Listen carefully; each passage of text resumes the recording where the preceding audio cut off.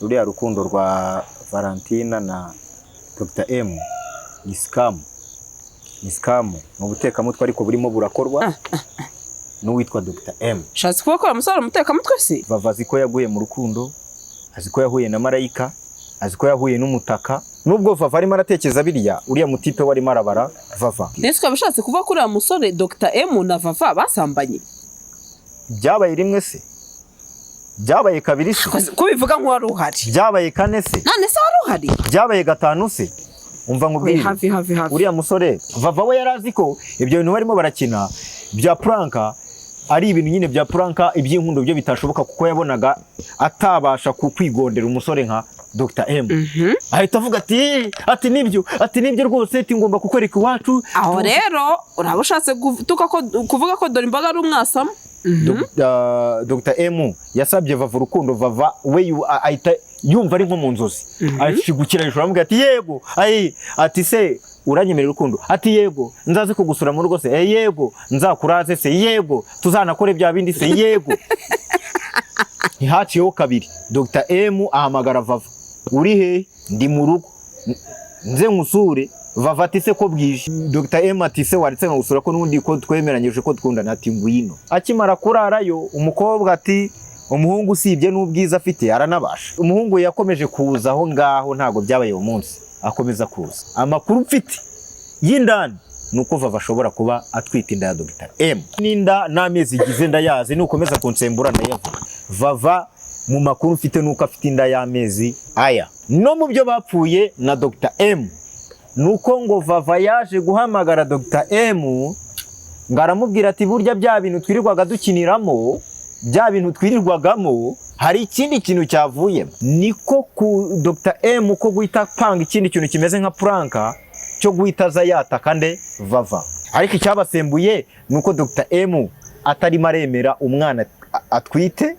kurinde. Makuru ndimo ndahereza abantu naya nyayo. Nuko ngo wamenya amakuru ko Vava yabwiye umukunze ko amutenda, umukunze aramwihakana. Noneho Vava itaza kuri social media ari kurira avuga ngo ni channel ye batwaye. Vava nta kibazo afitanye na Dr M kirishingiye kuri channel. Ntibakababeshye. Bira Vava sakababeshya ngo channel ngo barayibye. Bayibye channel kifitwe na Samu Gakire. Samu Gakire nawe yibye se? Ngwiki indirimbo bayisora Dr M akambwira ati iri vanga mutungo tuvanze kuko uriya mutipe mani ni nk'umuryogo. Yego. Aramubwira ati imitungo tuvanze nzajya nsora indirimbo nyibanze kuri channel nk'umugabo nawe nyiguhereza uya uploading nk'umugore. Nge sinavuga ngo bari kutubeshya kuko uyu munsi ntago turabona ibimenyetso bifatika ko umuntu bita Vava twite. Nta bihari. Ese gutwita kuki mwumva ko Vava tatwita si umugore? Banza wumve. Ntafite indi byarase. Banza wumve kara. Mwitegura kana ka Vava na Dr M. Kana kava na Dr M. Mukitegure aho. Ariko uziko ibyo bintu bivuze garatwite Vava datwite yanakurega. Najye kundega ahubwo we mwite mutangira ikirego arajya kundega. None nanjye mbwire ribu mbabwire none. Nimba uyu muntu arimo aranga abana.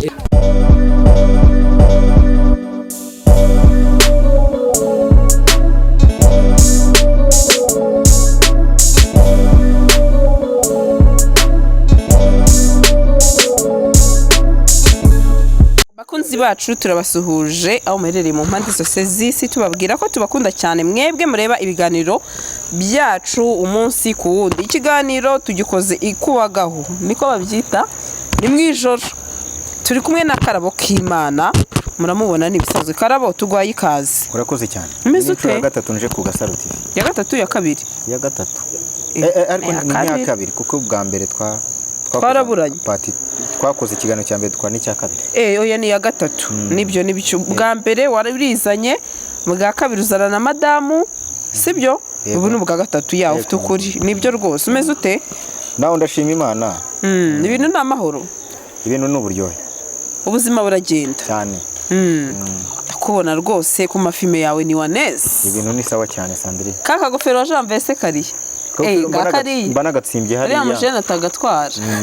Ngomba ngira ngo abantu banandebe neza mu mutwe ariko batandeba nimvuga kundeba mu mutwe ntago ari kundeba mu bwonko. Yego. Ntabibwira umuntu agatangira kwandika message zo gushaka kunyurira. Gira gute? Yo kunyurira ntago birimo. Kuko kurira se umuntu akurira gute? Ntanyurire ntagira unyurira ntago ndi motion nta nubwo ndi semuhungu. Yego. Okay, tugende. reka twikomereze. Karabo k'Imana rero ubonye iki biganiro biri gucicikana bya Vava atariko nanjye rero ndumva nshaka guhanura mushiki wanjye. Ubundi Vava muri iyi minsi kari mu rukundo yasubiranye n'uriya musore biryoheye bimereye neza, kubera iki wumva ko wakongera gusa naho ubyutsa dosiye nshyashya kandi zitari ngombwa? Ruriya rukundo ibyo nje guhinyuza, ruriya rukundo rwa Valentina na Dr M ni scam. Mu butekamutwe ariko burimo burakorwa n'uwitwa Dr M. Shatse kuba ko umusore umutekamutwe se? Dr M cyane kabisa. Umutipe yari yarazimye. Kacaka nicara undebe neza, ndabone ko ndebera ku ruhande. N'abantu mwitonde, n'abatwaye imodoka mugende gake, mubanze mwumva ibyo ngiye kubabwira. Ndashaka dukora ikiganiro dutuje abantu mbahereza icyo bita ubwini. Yego. Ubabara awe ndyi wabo. Yego. Nta uryi wabo? Ntinza no kurya iwabo akabona atabishaka azabireke. Biriya byose Vava wari mu Kigali. Vava ziko yaguye mu rukundo, aziko yahuye na marayika, aziko yahuye n'umutaka, aziko yahuye n'ikibasumba, aziko nyine yahuye n'umuntu ugiye kumumara umubabaro wose yahuye nawe, cyangwa se kuzuza ibyishimo byose yarakeneye. Ariko mu yandi magambo, uriya mutipe nubwo Vava arimo aratekereza biriya, uriya mutipe wari marabara Vava. Cyambere cyo ngira ngo nibutse abantu, Dr M yaraje aza muri industry. Ntiyamenyekana, arahasoringa akora indirimbo, ariko birangira finally ari wa muntu nyine ibikorwa bye bihora biri hasi, izina rye ntiri boosting. Yego. Nyuma aza kuzabona umwana witurukiye Nyamasheke ari Bugande, uretse mbanze mbaha amakuru mbaho ubwino. Yego. Amubona ari Bugande, aba umufana wa Vava, ariko kubera ko umutipe nyine we yari yibereye ku mibare, urumva umuntu wabaye i Bugande ahasoringa muri Kampala n'iki, urumva we ibintu byose arabireba akaba umufana, ariko nanone ibindi akabirebera muri business. Ahita atangira kubara uriya mukobwa. Yego. Urumva nibiki. Noneho rero Vava uko arimo aratanga amanimero, umutipe nimero yabaye ayiguyeho. Arifashe, ubwo nagira ngo mpereze abantu bwina. Yego. Umutipe atangira kwandikira Vava akamusubiza biri aho ngaho, biza kuba ngombwa ko Dr M aza kwa Bakti. Vava nawe aza kuza kwa Bakti. Barahahurira. Yego. Ariko bahahurira barandikiranaga hehe kuri WhatsApp. Bahahuriye Dr M atangira kwikundisha kuri Vava, ariko Dr M we mu mutwe we afite gahunda yo kugira ngo azamukire kuri Vava. Vava ntiyabimenya. Kubera ko impamvu Dr M yabaze Vava, Dr M yakundaga kumva Vava abantu benshi bavuga ngo icyazatwereka umukunzi wa Vava, icyazatwereka umuntu Vava azashaka. Yego. Dr M rero yagendeye kuri ibyo bintu abantu benshi bakunda kuvuga kuri Vava, ahita propose Vava. Amusaba urukundo. Ariko mu kubusaba urukundo byaje nyuma, kuko ubundi Vava batangiye babikora nka prank. Yego. Babikora nka prank, ibyo ni ibintu bizwi n'amakuru ndayafite ari indani mu gikari.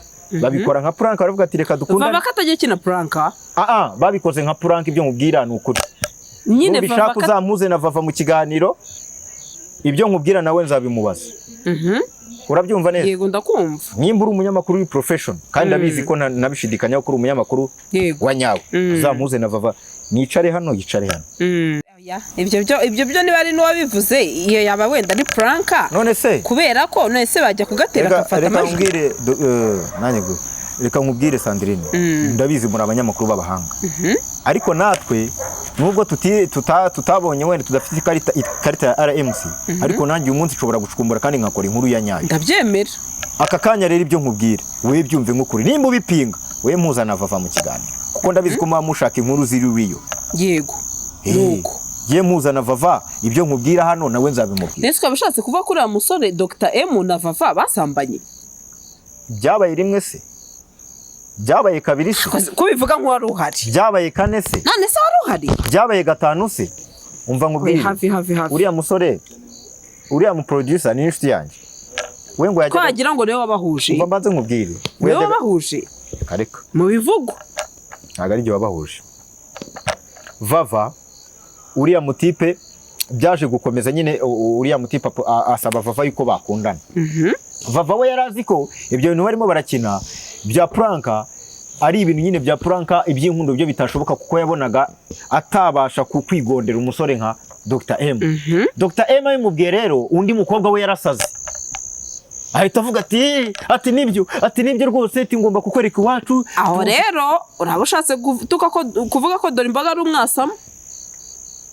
Ibyo nkubwira niko byagenze, ntabwo ari umwasama, ariko ibyo nkubwira Dr. M yasabye Vava urukundo. Vava we ahita yumva ari nko mu nzozi, ashigukira hejuru aramubwira ati yego, ati se uranyemerera urukundo, ati yego, nzaze kugusura mu rugo se, yego, nzakuraze se, yego, tuzanakore bya bindi se, yego. Karawaretse blague. Ubwo nimba mwumva ari burage, mutwara ibyo bya burage. Ibyo mbabwira niko kuri. Yego, ndagukurikiye. Wabyumvise? Ibyo mbabwira niko kuri, n'abafana njya mbibona, hari abafana tugira nabo bari aho bafite imyumvire, bafite IQ ziri muri hafi ya 0. Yumva ikintu nyine agahita areba, agahita acomplaininga direct, agahita yandika message ngo karaba wowe urimo nabeshya, wowe urashaka kuzamukira. Vava ntabwo muzamukiro, ntabwo anukizina.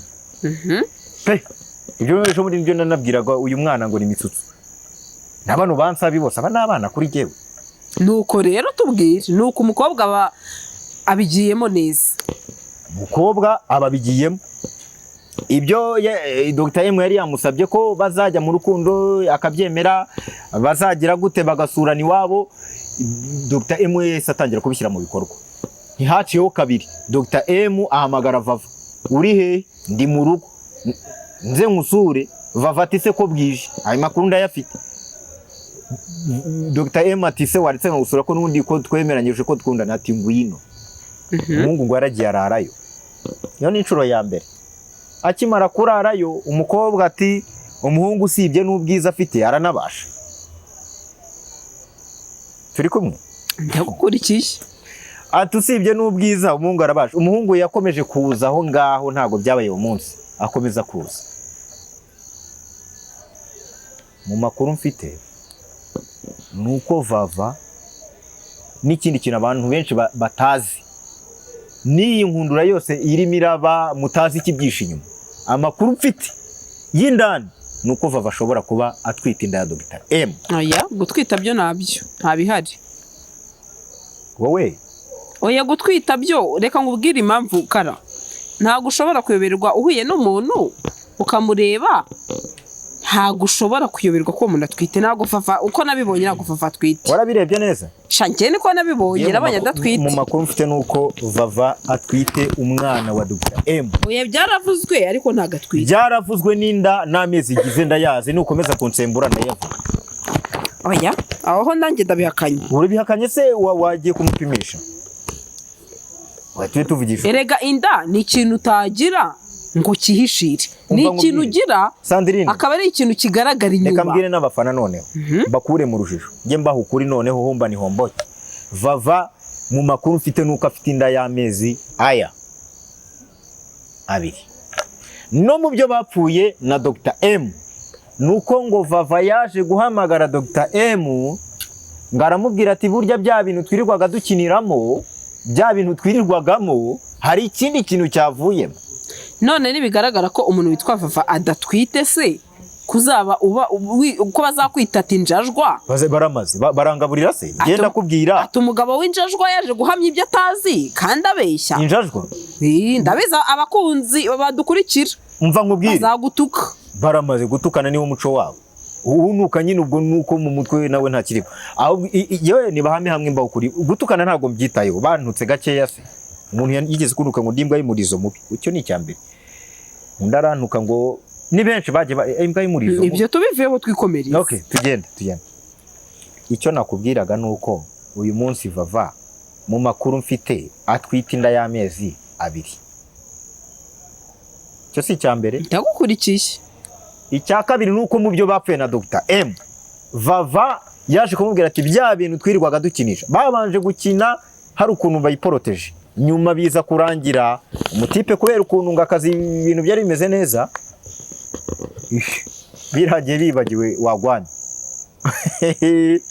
reka umuceri nkumene n'ubundi ntawe uzandaza muri bo reka dore imboga kazakwanika nako vavaju kazakwanika kaza akakubwira ati nge navukiye muri Kigali na ibyo abantu basakuriza abandi ndabazi ariko reka mvuga ibyanjye. Ikindi nuko Vava mu byo yapfuye na Dr M, Vava yaje kwiroturuva za gahunda zijya ziza buri kwezi azibuze. Siri mu Jesus wowe uravuga ngo wayetse mbaha amakuru. Ntago ngiye gukina amajwi mfite hano. Ariko reka mbyihore. Ibyo ngiye gukora reka mbyihore. Ibyo ngiye kubereka hano kuri telefone. Noneho Dr M ngo agira gutya ahamagarwa na Vava. Ati yewe bya bintu twakoraga hari ikintu cyavuyemo. Burya ndatwite. Dr M ati ngwiki ati ndatwite ati ibyo bivugo bivanye aho ngaho ntaga ari ngirongora ngenyine. Wabyumvishije? Biza kurangira ibyo bintu babipfuye baraserera niko ku Dr M ko guhita panga ikindi kintu kimeze nka pranka cyo guhita za yataka nde Vava. Ariko noneho bose umwe akata kundi umwe akaza kumbuga akavuga ibye n'undi akavuga ibye ariko bakanga guhita bavuga ikintu nyamukuru cyabasembuye. Ariko icyabasembuye nuko Dr M atari maremera umwana atwite kuri inde Dr M atwite mwacagayitse nuko Dr M atari maremera umwana afitanye nande inda yateye Vava. Ntago we yemeranya na Vava. Nise karawa ya makuru wayakuye wundi. Abo bose ni inshuti zanjye. Yego. Ari Vava ni inshuti yanjye na Dr M ni inshuti yanjye. Hano ugeze guhakana katari wabahuje. Nge ntago nabahuje. Nabahuje gute se? Nise ajya byemere kandi yavuze aho bamenyeniye. Ntago ari nge wabahuje. Ariko none amakuru ndimo ndahereza abantu naya nyayo. Kara. Biramutse bisanze uri murabeshya Mungu uraje kuvuga ko umwana w'umukobwa ngo yatewe inda. Vava mu gihe we yivugiye ko Dr M mu kubana kwabo ngo narubwo amuza mukora ku rutugu narubwo amuza mukora ku mabere nta n'ikintu cye yamukozeho cya danje. Aka kanya ko ari muravuga ngo yamuteye inda. Ibi bintu kandi uzi ko we umuntu avugaga Vava yirindaga kuzanamo ikintu cyuko si muri abanyamakuru bari professionals mumuze na Vava mbimubwire simuti ibyo mbabwira na makuru mfite. Ubwo ibyo byo gutwita ubwo nabyo na makuru namenye. Ubwo wabimbwiye nawe afite aho yabikuye. Nuko ngo wamenye amakuru ko Vava yabwiye umukunze ko amutenda umukunze aramwihakana noneho Vava itaza kuri social media ari kurira avuga ngo ni channel batwaye. Oya da. Biriya bya cano nabyo birukwabyo ariko kuki murimo muritiranye ibintu. Vava nta kibazo afitanye na Dr M kirishingiye kuri cano. Ntibakababeshye. Biriya Vava akababeshya ngo cano ngo barayibye. Bayibye cano kifitwe na Samugakire. Samugakire nawe yibye se? Ngwiki? Samugakire nawe yibye. Samugakire amacano ya Vava yose niwe ya kontrola. Ahubwo ikintu Vava yapfuye na Dr M banga kuvuga ku bya cano nabyo byandi bagenda bacinkirira mu cyamo byandi bavuga ngo aho yaciye ntihacu urwango. Urumva? Vava yagize gutya akundana na Dr M. Ariko Vava akaba yarafite imbuga zikontororwa na Samugakire. Noneho Vava Dr M bemeranya yuko bagiye kubana ndetse ngo banemeranya yuko bazasezerana ivangamutungo uruvano byari byageze. Noneho Vava atangira we ibyamacano ntabwo arazi uko bikora. Indirimbo bayisohora Dr M akambwira ati iri vangamutungo tuvanze kuko uriya mutipe mani ni nk'umuryogo. Aramubwira ati imitungo tuvanze nzajya nsohora indirimbo nyibanze kuri cano nk'umugabo nawe nyiguhereza uya uploading nk'umugore. Twese indirimbo yawe wakoze nimba yitwa y'amatora wenda y'amatora runaka nzajya nyibanza kuri channel yanjye nawe unyishyire kuri channel yawe. Dr M indirimbo yasohoka akahita yikubita kuri channel ye. Ivava nawe akayikubitaho kuko Vava ari we mustari cyane rero igahita izamuka kuruta iya Dr M. Iya Dr M rero YouTube inkuru ku ciciro kikuru cyo muri Amerika bakabona ko Vava yashishuye indirimbo y'abandi bagahita bamuha reused. Nuko ibintu bimeze. Urumva ko bafite ukuntu bari kutubeshya hagati yabo. Nta kibazo cyabaye kuri channel ahubwo habaye kuvanga umutungo batari bajya ku murenge. Nge sinavuga ngo bari kutubeshya kuko uyu munsi ntago turabona ibimenyetso bifatika ko umuntu bita Vava twite. Nta bihari. Kuko no mu gihe kigeze guhita bigeze kuvuga ko umuntu bita Vava ngo yatewe inda. Ese gutwita kuki mwumva ko Vava tatwita si umugore? Banza wumve. Ntafite indi byarase. Banza wumve kara. Birangira tunamupimiye mu kiganiro. Nejo bundi uribuka ko mu kiganiro yavuze ngo ubona umubiri udafonctiona neza. Oya yora fonctiona banza wumve yavuze ngo rwose Sandri niba mwumva ko nanatwite muza n'igipimo ndabyemera mu mpime. Ntago umukobwa abazi yuko yakoze ubwo busambanyi. Ahubwo ngiye cyo yemere yuko nimba twitaramenye ntazayikuremo. Kubera ko abastari ari gihe babona babaye abastari ibintu byabakomeranye akaba yakuramo ninde. Abenshi rwose abastari mujye mwihangana mu byare abo bana. Auza abastari mani bari muri iki kibuga amaraso y'abantu abari mu matwi kubera inda z'abakobwa bakuyemo cyangwa inda bakuyemo.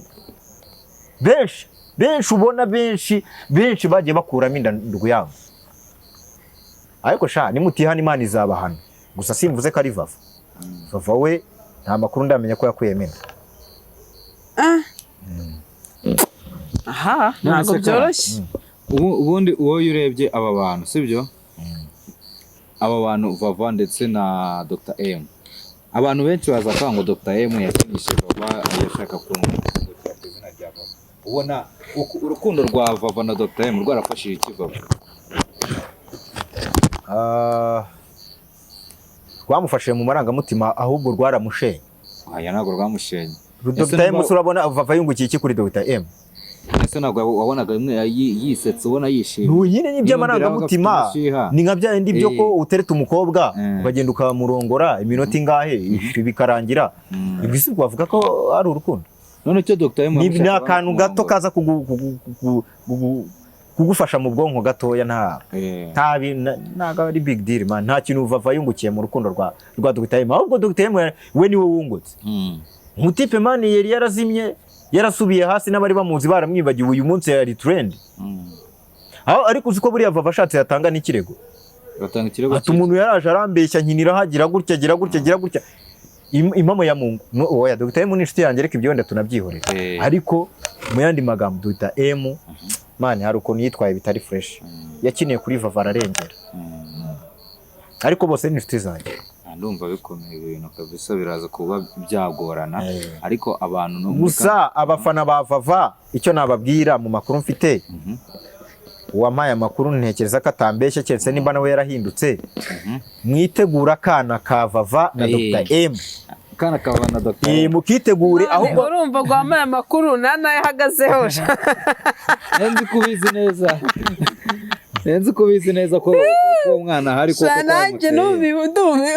Ese waguha amakuru yaguhaye ate byagenze bite yabikubwiye gute? Nese bo nkubwira wampaye amakuru. Oya uryo yakubwiyemo akakubwira uryo. Wayaguza ngayo makuru. Wayaranguye ngahe tubwire. Buriya rero uziko buriya ariko uziko ibyo bintu bivuze garatwite Vava datwite yanakurega. Agenda nde. Gise ni nyakwita nakurega bakamupima ugasanga yagiye kundega se ko nanjye mfite uwabimbwiye. Waje se nge ni nyakwita bari ribu ni mu bavandimwe ndugu yabo. Ese karazwi uziko agurya bari kumuharaza. Ya nyine naje uri muraza ngo kuko navuze ko twite ngo namwarabitse. Nuko mwarabikuye. Nigeze mvuga ko yakuyemo inda se. Gora. Nabyo birahari. Twita se n'icyaha. Nimba yanga abana ahubwo baramufunga ari. Naje kundega ahubwo we mwite mutangira ikirego arajya kundega. None nanjye mbwire ribu mbabwire none. Nimba uyu muntu arimo aranga abana ahubwo uyu muntu ni n'umwicana. Mufunge. Wese yanga abana. ubu se we Sandrine Gasaro Yego. abantu benshi niba barimo kujugumira kubera kumva ijwi ryawe ryonyine barubwo bakubona ubu ngubu ndamutse mvuze ngo Sandrine aratwite wajya kundega ngo Karabo ngo yavuze ngo ndatwite ngo kandi ngo nirinze abasore ngo nanze no kwigaragaza ngo kugira ngo batambona ngo nari isugi ngo none ngo Patrick ngo kuba ndi isugi ngashatse kuvuga ko bansugiye umva rero nkubwire ugiye kundega ko navuze kuri ko ugiye kubyara ahubwo we waba unifite n'ikibazo twese sane twabyaye wanga abana ni ikivume none Karabo rero Vava ndabizi ko yandagazanye ejo bazamuhamagara bati umuntu witwa Karabo yatangiye kuvuga ko twite anyandagaza azaza kwandagaze agutume noneho anyandagaza umva rero mbaze nkubwire wowe uzamuze nawe mu kiganiro gusa njyewe iyo mvuze umuntu hari ibintu bibiri agomba kumvugaho ariko ntansesereze kuko njye mba mvuga ibyabaye icyakabiri umva mbaze nkubwire icyakabiri cyangwa se yakumva hari aho namubangamiye akagana inzego ikindi iyo bitabaye ibyo njye namutungurira mu kiganiro tugafataniramo ibyo byo kumbwira ngo ni Vava oya uzamutungure noneho oya ngiye mu kiganiro nzamutungure se ubwo se ufite ikibazo ko wenda Vava hari ukuntu bya ngo hari ukuru oya arantinya arabizi ndi ntaregewe none ibyo muri kumwe wabisubiramo uzabisubiramo ngewe ndi lion y'ishyamba uzabisubiramo ibyo uri kwivugisha intare y'ibidukikije umuntu witwa Vava ko nzi ko